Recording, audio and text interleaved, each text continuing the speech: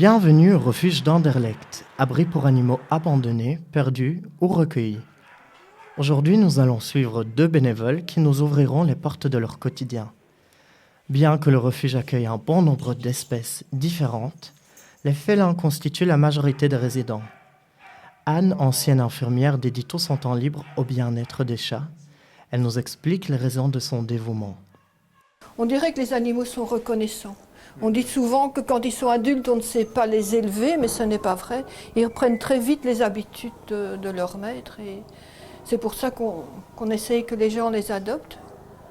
Et ce qu'il y a, moi je trouve beaucoup ici, ce sont des chats de race, de pure race, qui ont été achetés à des prix forts et qui malgré tout deviennent gênants et se retrouvent dans les refuges. Donc on commence par leur donner à manger. Il y a quelqu'un d'autre qui nettoie ces deux pièces-là. Moi, je m'occupe de ce qu'on appelle ici les petites niches, donc c'est préparer la nourriture le matin pour tous les chats, m'occuper des chatons, donc c'est nettoyer toutes les cages, leur remettre à manger, mettre des nouveaux bacs, et puis alors s'occuper des chats malades. Et l'après-midi, enfin une fois fini ça, c'est souvent bien midi, l'après-midi s'occuper des adoptions.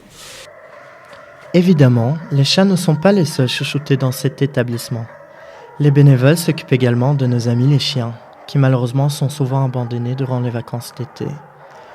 Heureusement, des bénévoles comme Delphine se vouent à recréer les liens entre l'homme et l'animal, en attendant de leur trouver un nouveau foyer. J'ai toujours vécu avec des animaux parce que j'ai grandi dans une ferme et je n'avais pas la possibilité d'avoir des chiens chez moi. Et donc j'ai eu l'idée, dès que je suis arrivée en Belgique, de travailler comme bénévole dans un refuge.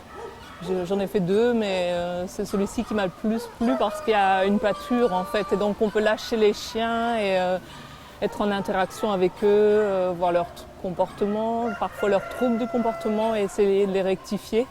C'est un bon exercice ici, je trouve, dans le jeu, dans plein de soins comme brosser les animaux, on voit leurs réactions. Bon, évidemment, ils ne sont pas en interaction avec les chats, les autres chiens, mais ni les autres humains. Mais bon, c'est déjà un bon aperçu en les voyant une fois semaine, une demi-heure sur une pâture. L'adoption d'un animal n'est pas un acte anodin et doit s'inscrire dans un processus de réflexion sur plusieurs jours, fait d'interaction entre l'animal et le futur maître.